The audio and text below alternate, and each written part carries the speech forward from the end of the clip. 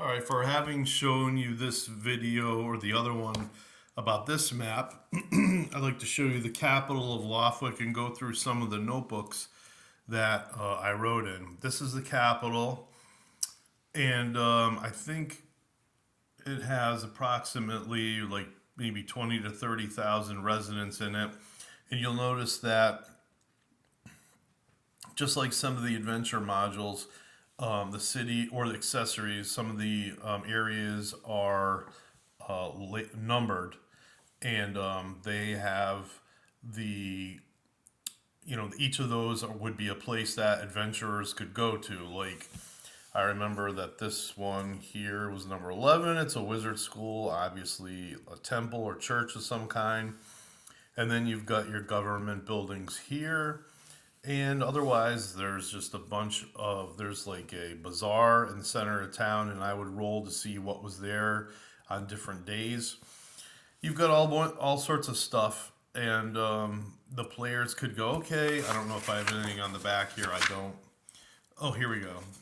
They'd be like, okay, I'm going to go to the temple of Wee Jas, and I've got business there or whatever. So at times we weren't in the dungeon or say on a quest or adventure. You got to give the players time to spend their money and maybe some normal role playing time with the inhabitants of people in town or whatever. They're gonna form friendships, alliances, maybe even make a few enemies or two.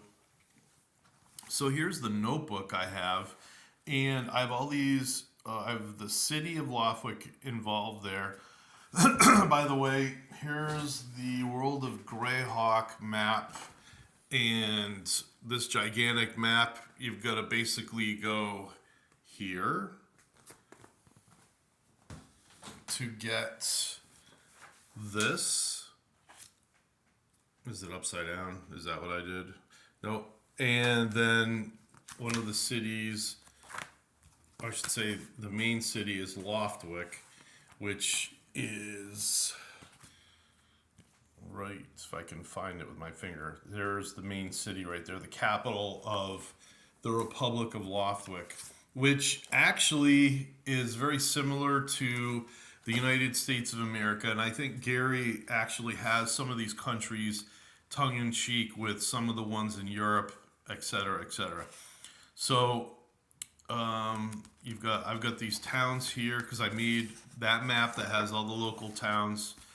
And as a DM, what you have to do is you got to spend the time if you want the game, and you've got to flesh out what's in the stores, what's going on. You'll leave maybe a note like this if it's some sort of an encounter or whatever that's going to happen once the players get there. Like for this one here, number 15, Leighton's Provisions. And I wrote something that covers over the actual thing here. This business is now closed and all windows and doors have been boarded shut. A foul stink with a strong smell of smoke lingers here. If Wednesday, Thursday, or Friday, a cart with fruit and bakery goods are in front. A sign on the cart reads, reopening next summer, come see us then. So they're still trying to make some sort of money off of the public during that time that the store is essentially inactive. Something happened. There must have been something that affected a bunch of businesses because I've got these yellow cards all over. I hope it wasn't caused by the adventurers themselves. Honestly, I don't remember. We're not using this setting any longer. And here's the marketplace. I've got all sorts of stuff that will pull up there as far as businesses in that marketplace, and this is what they sell. I actually glued this to the inside of this paper here. It had like potions or whatever weapons. Sometimes the seller didn't know exactly what he had, and so might be a better or worse weapon. That happens. Let's see. You don't always have to be fair with your players. They shouldn't know everything. This was a Queen Anne's Magic Shop, and you can see that this thing was erased. So at one time, whatever it was, they bought it. They did get powerful in this campaign, I have to say, and some of them were very wealthy. Some of them even screwed over other players by selling gems that were higher priced and so on and so forth. There is an empty part in the middle here. And then maybe I did not do the other towns in this. I've got a bunch of NPCs behind here. Things that they had to either go through. This is a very early section of weapons and stuff here for sale. This is one of those. This was a huge list of items I made that were stuff was for sale. I could actually take that out and reuse it. Let's see. The mission to the Crystal Mist Mountains. Okay. They ended up doing work for the government, and so things were very lucrative for them. Of course, they were a target. So this is the east and west, and I have the towns here that were hopefully this one here they're fleshed out, and I've got the book evidence to prove it. Let's see, you've got some clerics, monks. Okay, here's a town. I think I remember this one. So yeah, this was Vicksford, and here's a layout, the general layout of the town. And even though this is a lawful country, a lawful area, there was, and I remember in this town, there was a house of ill repute here, and one of the paladins in the party had trouble with it, but could not get a high enough argument with the lord of the land and everything to get them kicked out of it. Of course I've got the key and everything here. This one, yeah, all right. So around that town, I had these kind of encounter areas. There's the Hull Marshes, the Tors, and it's hard to see, but I've got some encounter areas if the party ever gets close to them, and I have them numbered. And of course, as the party gets more powerful, I could add to it. There was something called Sour Lake, and then there's a bunch of castles and stuff. There's a town right here. Somebody got a staff of striking. Either that or they never found it. That's why it's still here. Oh, these were ruins. I remember they had to go here and search like some burial mounds and stuff. And this is my main map. Maybe I was worried about losing it, but this is a lousy photocopy of it. Just large volumes of material. And I've got to actually start writing again for the new game. This is the other side of the river, and I've got all sorts of encounter areas here. I think I had to give them some sort of reason or excuse to go there. Whether that worked or not, I don't quite remember. Yeah. There's some empty pages here. I probably didn't do everything, but I did a lot. Yeah, there's some encounter areas, and there's a few towns and stuff in here, but I didn't do all the towns like I thought I had. Let's see. Foul Town, Guido's Fort. Guido's Fort was mentioned in the module Horror on the Hill, so I probably used that when we restarted this campaign, and I know we had fun with that adventure. Let's see, this is an NPC sheet, Stevel Va. He was a Procan priest. Let's see. Every once in a while, we would hold off on the game. Let's face it, we're all old gamers now. And so a lot of the times, this is interesting. This is a map here. There must have been a big battle. Yeah, there was an invasion of some kind. I think it was from the I can't remember the name of the forest, but the army nearly reached Loftwick before they were turned back. And the party, depending on what they did, had an effect on that result. So they had to be successful, otherwise, that was not going to be all right. Well, anyway, I'm going to go back to this thing. Let's see here. It was like a thing that I would award, maybe a small amount of experience points. So, sort of like a quiz, if you will. At what level can barbarians use magic weapons? And the answer is fourth level. True or false? The druid spell Fairy Fire is a second level spell. False. It's first level. Which type of spellcaster has the spell Weird in his arsenal? Illusionist. How many hit dice does a specter have? Answer 7. The chaotic evil salamander is immune to fire. Why is this? Fire using dwelling creature. So there was a bunch of stuff like that I put on here, and I'd give them, either maybe the top person, or I would give, whoever on there. This is bringing back memories. I just saw an illustration. Hold on a second. So after we did Guido's Fort, which is really horror on the hill, I had them go to this wizard's tower, and the wizard was known for being very powerful. He's lived all by himself and everything, but eventually old age got him, and he had these constructs that had basically taken over the place.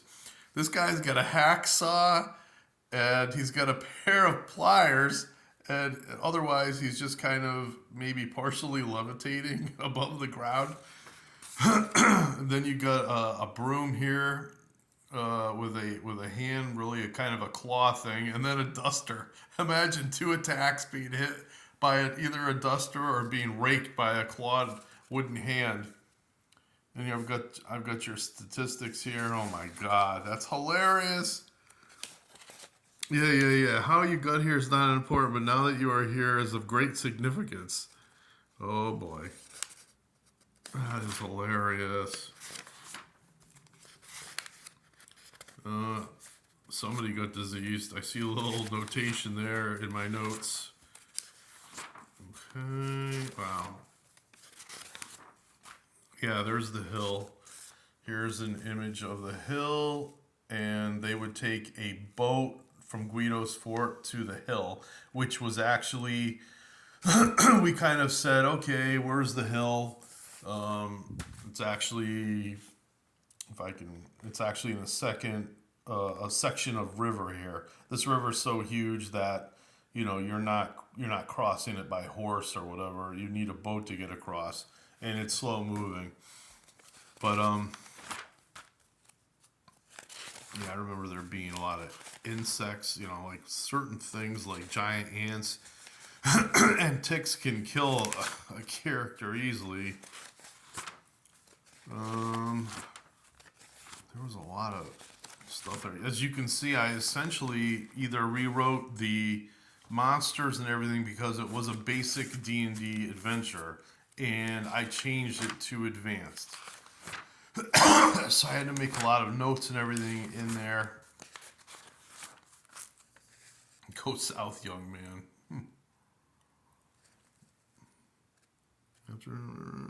After only half an hour out of Guido's Fort. So this was after that adventure module concluded. And this was if they were to go north, south. I see. Yeah, I think they stuck around in the area quite a bit. There was this halfling that kept on bothering him. His name was Sam Kinney Barbo. And he was a thief that kind of hid underneath their hotel, and he was making noise and stuff at night.